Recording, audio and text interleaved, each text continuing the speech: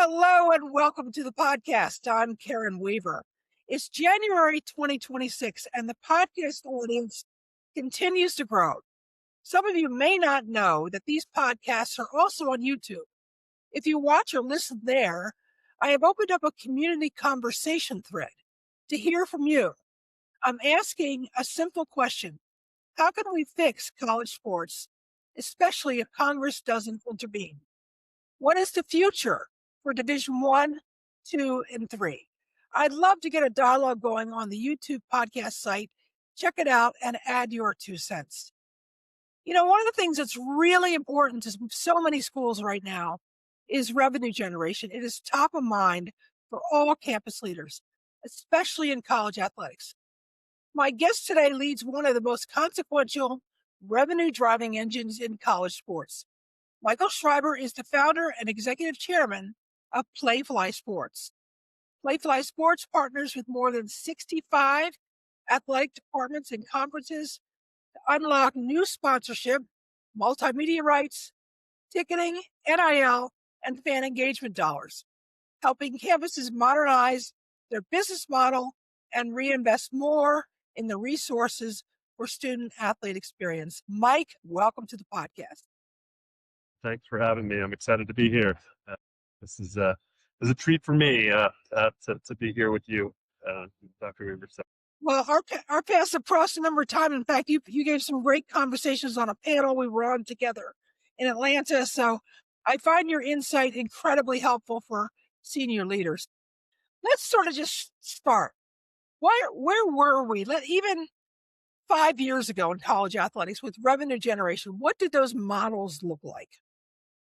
Yeah, so it's interesting, the evolution over the last 5 years, right? We're going to come up on the 5-year anniversary of the NIL changes here relatively soon, and I would even go back a couple more, and the passing of PASPA in the U.S., where sports betting changed even more as starting to change the sports ecosystem in addition to college sports. But you really had, and then you had the transfer portal changes in those years as well before NIL changes. So if you go back like 8 years, it's really just been this wild metamorphosis where the world of college athletics had a commercial element to them, but it was really much more focused on the day-to-day student athlete experience and how to build the right teams, how to create the right leadership, how to win the most games, right? Ultimately, as well as the commercial side. If you look at it over those last 8 years, what has been the focus? It's been commercial. And even when you look at transfer portal, it's about retention. It's about recruiting. Those are commercial sort of corporate type topics, if you think about it. So when you think about running a company, you have to deal with retention and recruiting and all of those elements, even as much as revenue and expense and all of those other fun topics. But so what really has happened is the business of college sports has been pushed into the world so much more than ever before. Everything from making sure you know who your personnel is from a staff, for your personnel, for your teams, for your coaches, and your athletes, to all the other elements, revenue generation, expense explosion, facilities management, you name it, everything has changed to the point where there's a real need for support for all these athletic directors. Not only that, but in the way, that I understand your community and audience looks at this from a perspective of, presidents and trustees and potentially future presidents of organizations and some athletic directors, but ultimately is that there's been the most turnover in athletic directors in the history of college sports over that period of time. Yeah. So what that means is sort of the guard that was sitting there running, successfully doing an amazing job of running college athletics for so many years, has actually decided to retire. And we have a really significant set of new leaders in the space. And those new leaders, some of them come with commercial backgrounds. Some of them come with different areas of focus that hadn't been before in this space, which is really changing the mindset. Not only supporting all of these commercial elements that everybody has to think about, but is actually leading to expansion of concepts and ideas. And a lot of them Playfly Sports actually helps with. So we'll get into that later discussion. That's great. Okay, so back then, and I think 2018 is a great place because the Gambling Act, rule, law, whatever you want to call it, was very instrumental and even drives even the viewership now and the numbers that we see on viewership for NFL games, college games, which is impacting the work that you do. I will definitely want to talk about that. So we had schools, most schools running deficits, right? Especially in Division One. No real way to grow their seating in their stadiums, no way to think differently about their hospitality and concourse and stadium experiences, that type of thing. All of that has changed. So talk to us about how that shift happened and where we are today. Yeah, well, the interesting thing about the schools running deficits, especially in Division One, it only got worse over the last bunch of years, right? So the deficits got deeper, and now on average, all of FBS is almost at a $200 million deficit in combined total aggregation. So when you look at it, it's everything from it started with the facilities race to have the best facilities for recruiting purposes, right? There was a lot of activity in that space. Then there's building out different sets of focuses for staff. Staff started to look at things around driving even NIL revenue, as an example, like Right. the athletic departments hired staff to think about NIL, right? Those roles were not there anymore. So new expenses are coming from a staff perspective. And then even more so, you're starting now, obviously this year, with direct compensation out of the athletic departments to athletes. And, so those are just a few of the examples. There's many more of expense increases. So the deficits got worse last few years. So now the question is, first off, is how do you manage those costs? So one thing that I would say, even before we get to revenue, which is really interesting, is really thinking about the athletic department as a business to understand where you can be more efficient with your costs. Because if you think about it, so many businesses, corporate businesses, when they think about how to become more efficient or they think about where they want to invest, usually they have to start with efficiency before they can raise capital for investment. So if you're an athletic department, historically that has not been the need to do, but now that we're operating at deficits and we're looking for more revenue, we should also be focused on looking for efficiencies and cost outs that are areas that maybe have just been not focused on for a while, and that could be rationalized a little bit to put resources into other places that are more valuable to the modern athletic department. So something to think about. We're not going to talk a lot about expenses here, but doing an expense review, it's something that Playfly helps with as well, but doing an expense review is really important, as well as finding new revenue and thinking that way. But so just wanted to mention that before we got into all the exciting revenue conversations. But one of the interesting things before we get into revenue is the fact that college sports, when it comes to the commercial side of the business, and as you mentioned at the beginning, thank you for that intro, Playfly Sports is a commercial optimizer. We are a revenue generating business for college athletics.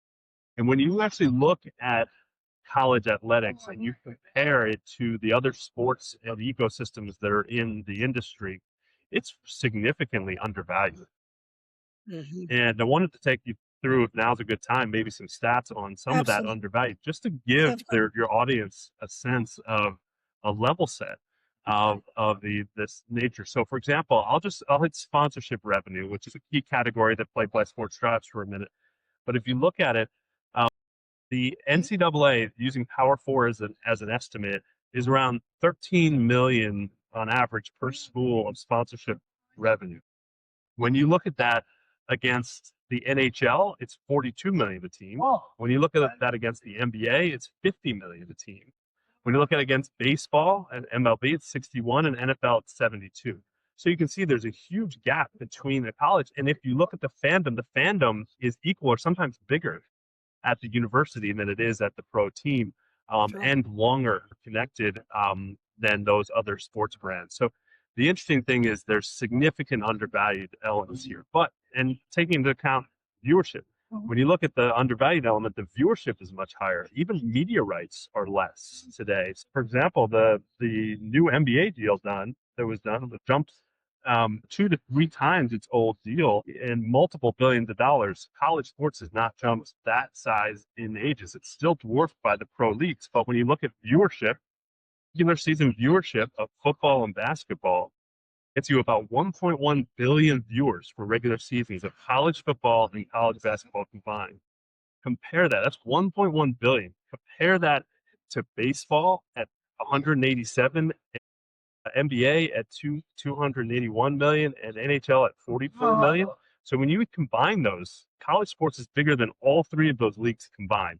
So there's some amazing stats about how important the U.S. fan and the college sports is, yet it's not being valued in that sense yet. That's not being monetized yet. So you see this huge opportunity. That's in fact one of the reasons why I built the Playfly Sports company, was because you can see over the next 20 years capturing that value and closing that gap between college sports and pro sports is a huge opportunity for every university that we work with. And right now, you need it more than ever, as we just talked about with the No deficits and question. expenses. No question. Help our presidents understand who are just really coming into this space why comparing ourselves to the 4 or 5 professional leagues is a good measure. Shouldn't we be standing alone and counting ourselves, measuring ourselves against each other?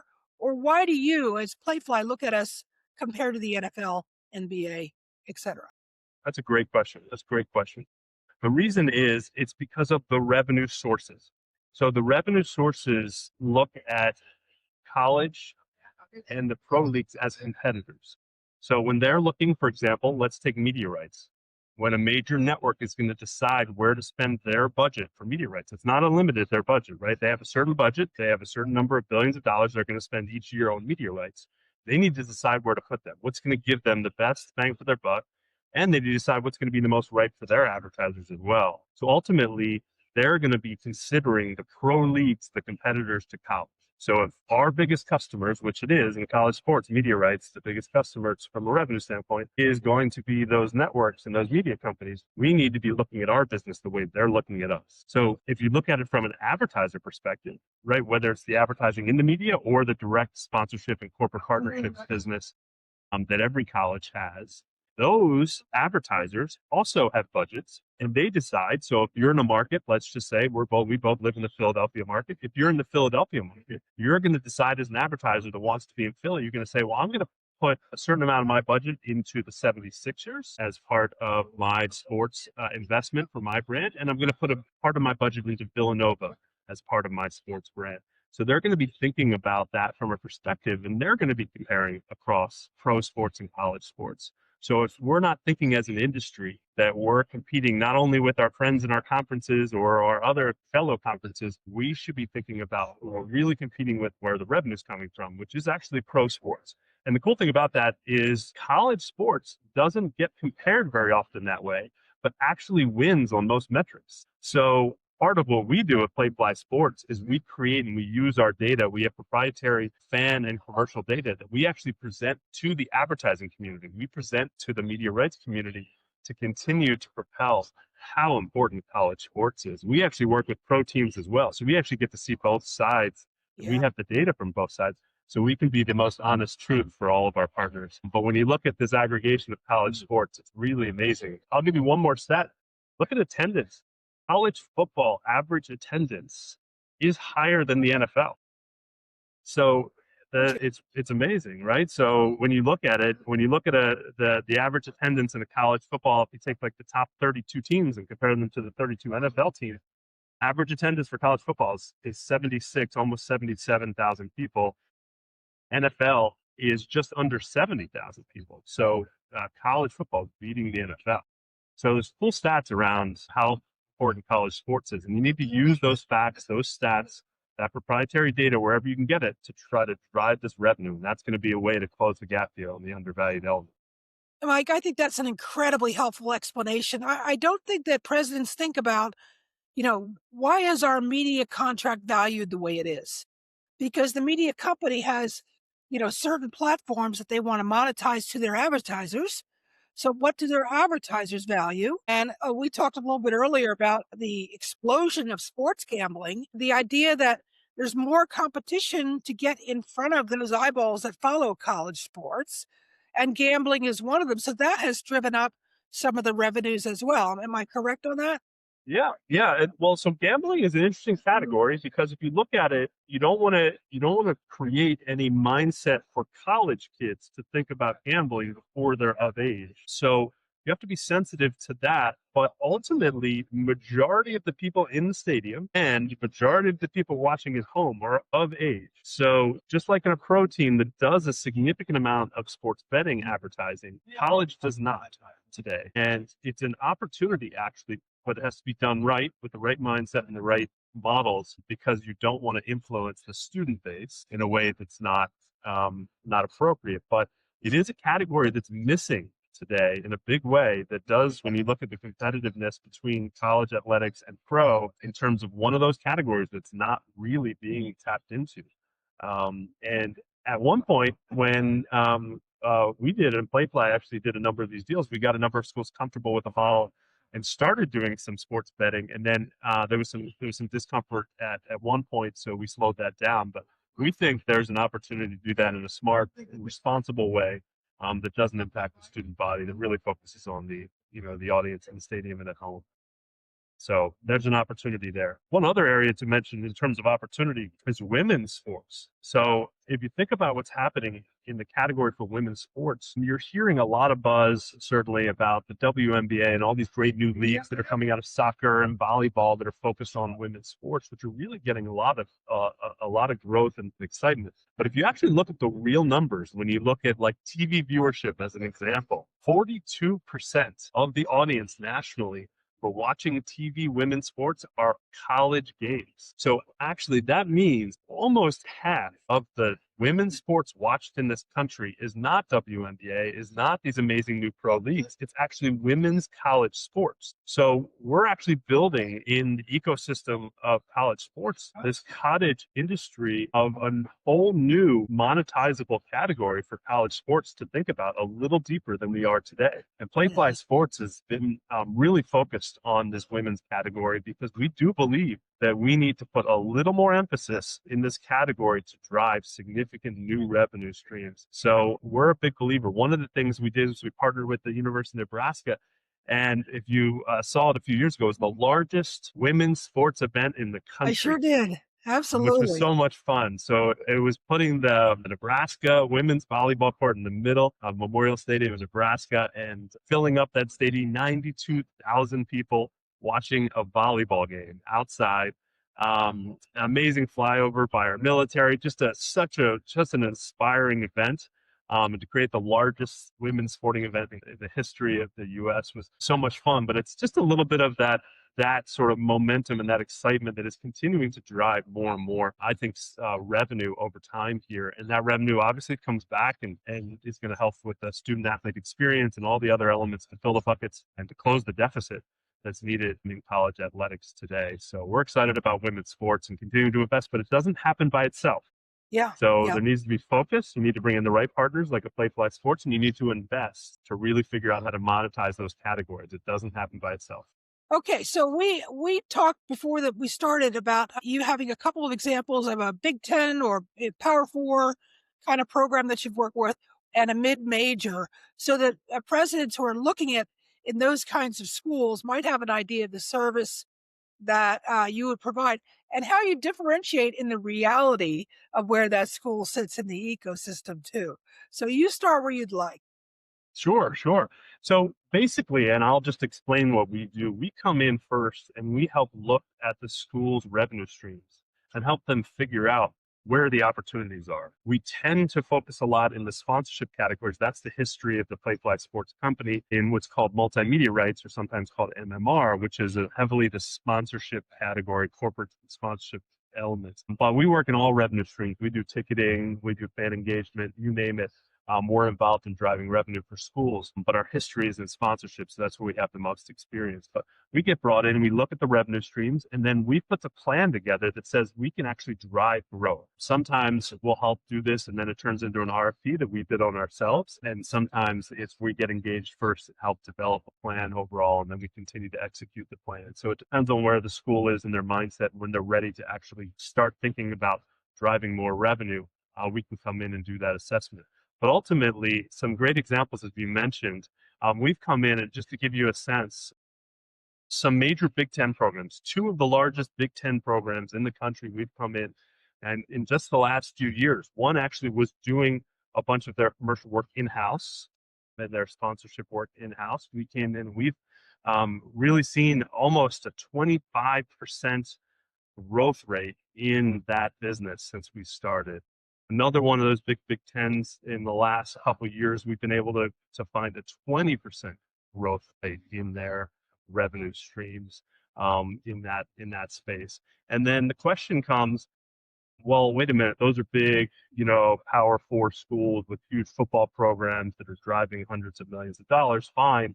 So to your point, we've also done this at mid-major schools that are in the range of, $2 to $3 million of revenue in some of these sponsorship categories. And we've been able to actually, even one of those schools over 5 years, we've drove 100% growth because there's so many categories that aren't being utilized. There's so many areas like women's sports, so many new places you can find inventory that you're not necessarily finding. And using a company like Playfly Sports, who has best practices across the whole industry, is important because we can see what the industry is doing and we can bring all those best practices. Just I'll give you one example. The gates to your stadium. Are the gates sponsored? Are the gates not sponsored? Your team on the Yeah. ground may not be thinking that, but we're seeing that across the country, and we're seeing examples of that all happen across the country. We're going to bring that to your school, and we're going to be able to sell those sponsorships and drive a whole new category of growth. So there's really an opportunity here. It's just about motivation by the schools to really bring in the right partners and focus on these categories. But we see it in ticketing as well. Just to give you an example, we talked a little bit about sponsorship. But ticketing, there's a funny thing that happens in ticketing, just to give you a high level example, is that you think, well, more seats is going to make you more money. Mhm. It's actually not the case. So right now, less seats is making you more money. So what's happening is we're converting both stadiums, arenas, even volleyball facilities to more premium experiences. Okay. So people are paying, and not just affluent, all levels of income levels are paying for more premium experiences. They care about the experience. They want the experience to be amazing. So we're actually reducing the number of seats with a bunch of our college sports partners and creating better experiences. And when you do that, you actually end up with more revenue at the end. So less seats equals more revenue. Traditionally wouldn't make sense to someone that doesn't know the space, but those are interesting things that when you partner with a company like Playfly Sports, we can get into and help you figure out, develop in the next. I would imagine that a president who's been to more than his or her share of volleyball games and basketball games that aren't sold out might think to themselves, well, we've been focused on trying to get the student body here. I mean, that's really our focus. So how does that factor into all of this replanning the landscape, so to speak?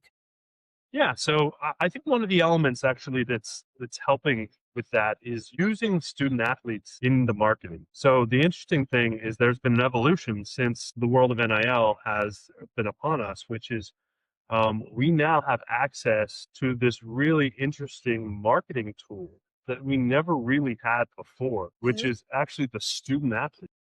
And the student athlete has been shown when you bring a athlete into a marketing effort, whether it's directed towards your students or directed using a brand, we've seen through our proprietary Playfly data that you see 23% higher brand recall for that campaign.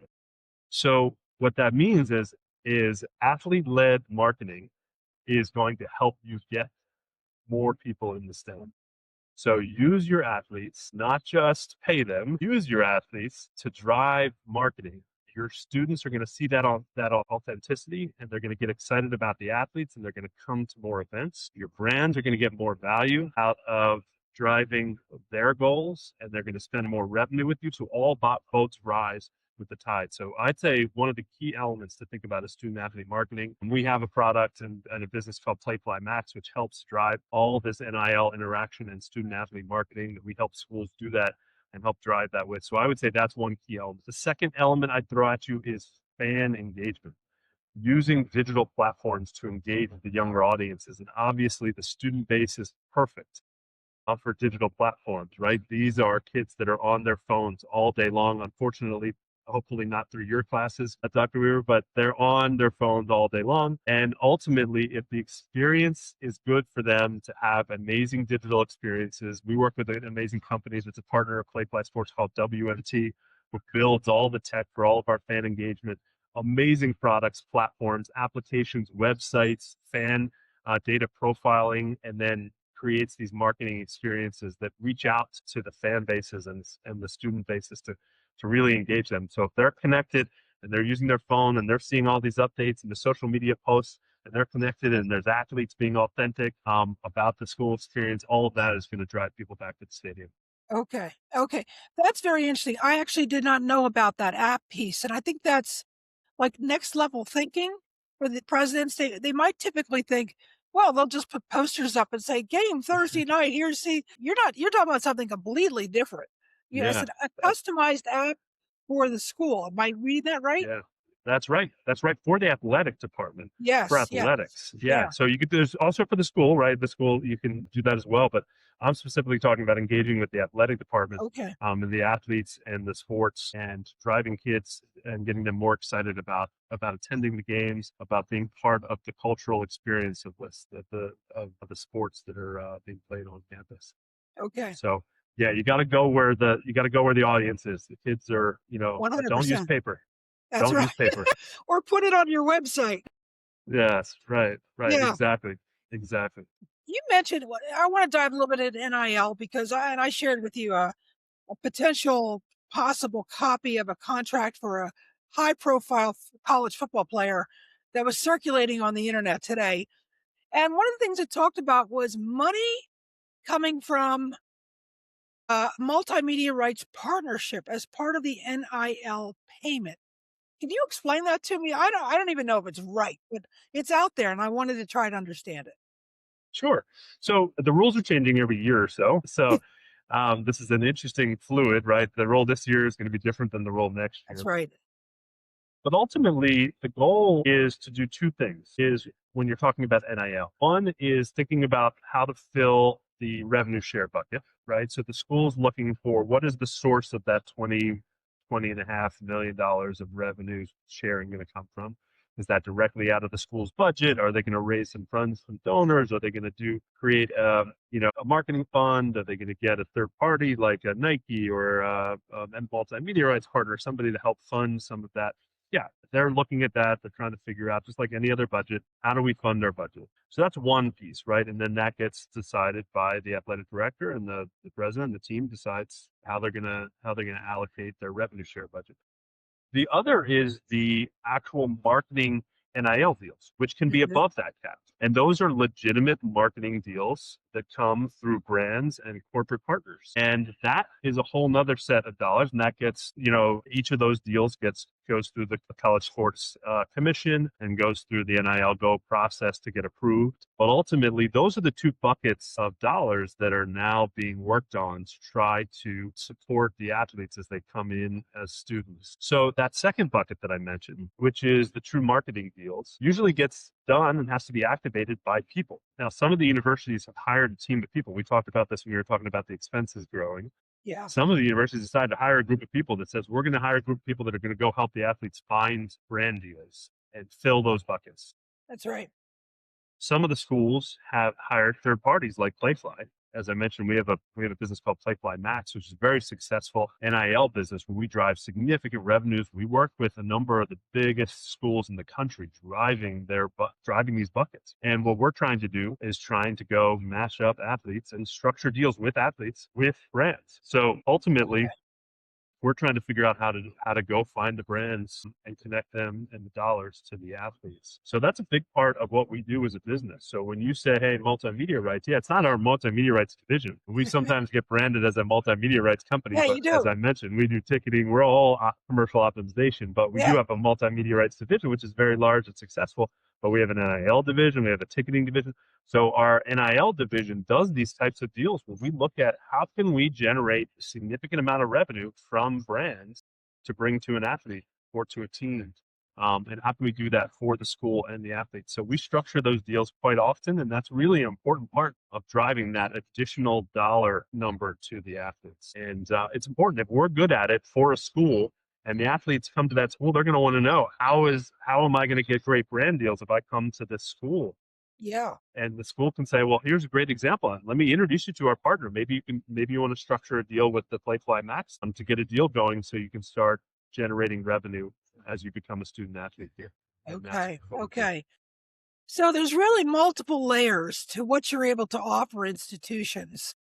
How much of this should presidents be aware of at the micro level, and what must they be aware of at the macro level about these kinds of deals? I think it all starts, and really the best plan of attack is hiring amazing leaders for your athletic department. And we've just got so many great partners that we work with that some of them have been hired as recently as the last 6 months. And just thinking about making sure when you're hiring, you're thinking about commercially minded leadership for your athletic department. Because the world we live in today, unfortunately, the day of the athletic director is so much more focused on commercial topics than ever before. Yes. So picking the right people, I would say, is plan of attack number one. So that's really important for university presidents to think about and make sure. Second, I'd say do an expense review. I'd say Yeah. just, call someone like us and come in and help do an expense review and just look at where the expenses are and what has grown over the years and what is not being utilized or what's not modern versus where you want to move investment over to what is modern. That's just as easy, basically a consulting or advisory project that we do all the time. Third, I would say is look at your revenue optimization. And this is an area again that is low-hanging fruit, just to have someone come in and just look at it and say, hey, here's what's not optimized, here's what should be optimized. I can get into all the different reasons, but I think that gets into the weeds as to what you can actually do to optimize. But ultimately, looking at that and bringing in the proper partners. So third parties are important, and there's a few reasons why third parties are important here. One is I talked about best practices you could see across. The other is we invest in training for salespeople to be the best salespeople. We invest in research and insights. As I mentioned, we have a number of proprietary data tools. We can see fan data. We can see commercial data. We know we have a lot of experience knowing what pro teams get versus what college teams get. So we can actually go and increase your rate card because we know what the market is. Where if you hired people just specifically for your team, you wouldn't have that insight. You maybe have the history of where that person came from, but you wouldn't have that sort of global insight That's of the right. market. So there's a bunch of other reasons, but there's a lot of reasons why a third party being hired for this is valuable. And that's what really created the multimedia rights market over the last 20 years that we participate in and lead a good portion of the market in, is that this third party model really works. So I would say focus on third parties in addition. And then the final thing is something that's new and interesting, actually, which I would say is something that's developing, which is looking at creating a commercial or a corporate entity inside the athletic department that sits next to the athletic department. And the reason I say this is because you can actually, and we've seen, and I can talk, and we've supported a number of our partners who've looked and actually started developing this concept in the marketplace. And there's a lot of stories out there about these new entities, for-profit entities, Yeah. LLCs that sit alongside the LLCs, yeah. athletic departments. Yeah, but those are really interesting elements. And if you think about it, the reason is because they create a model to really incent the employees to think more commercially. So you can have incentive plans. You can actually have equity plans in this entity because this entity can offer equity. One of the coolest things about creating this is everybody's going to have a budget, a target, and an incentive to hit that target, which doesn't traditionally happen. A lot of even state schools, state That's organizations correct. aren't actually allowed to have incentive That's compensation right. plans. That's right. Yeah. And there's a reason why incentive compensation plans have been around for hundreds of years. It's because they work. So think about that. One of the coolest things that I love about the sidecar rights organization, and we help formulate them. They're relatively simple. You just assign your rights into an LLC. It's still owned by the university. You don't lose control. One of the coolest things about doing that is not only does it create all this commercial value, but you can allow donors to invest in it. So their donation actually Did becomes see a that. long-term equity investment. You don't have to pay them Yes. back. It's a long-term equity investment. And ultimately, they feel like they're much more indebted to the university than having donor fatigue. So it's really interesting for your donors. The other thing that I think is really interesting is we've got a coaching compensation issue in the industry where coaching compensation is growing to a point where it's becoming hard to sustain for universities. Well, what about if these entities, which do have equity models, what if you can offer a coach equity in the rights and you can offer them on a vesting basis? So you have to stay 5 years to get your equity. So they Gotcha. can still leave and go for the bigger job, but they lose their ownership, that lifetime ownership of that equity piece if they leave. So there's a really interesting elements that, again, It's as simple and as low risk as just creating a sidecar LLC next to your athletic department. It gives you all of that flexibility. And that's a that Playfly Sports is helping a number of Yeah, organizations do. You've heard, whether it's, you've heard it in the press, Utah's got one, Arizona's got one, Clemson has one, Michigan State has one. So there's a right. good example of them. And you don't have to be the biggest of the biggest. You can be a mid-major. You can even be a small player that really wants to create that incentive and really wants to have your team focused on these categories. So it really works. So we're a big proponent of that. So I would say, as one of the categories for a president to think about, is really bring a party in just to help you learn about how to do that. You don't have to take a step forward. You can take a low risk version of it if you want, but just to help you learn, I would recommend you reach out to someone like a Playfly Sports or another partner in the industry to help you think about that. Mike, that's exactly why I started these podcasts, to get people an entry level place to start to learn, to then go outside and ask experts more questions in an informed way. Wow, that was a terrific conversation. Thank you so much. I learned a lot, and I'm hopeful that our listeners learned a lot about how much this business is changing and how universities, if they're going to compete in it, are going to have to evolve and change as well. Appreciate you having me. And if people are interested, they feel free. I have the easiest email address in the world. It's just Mike at playfly.com.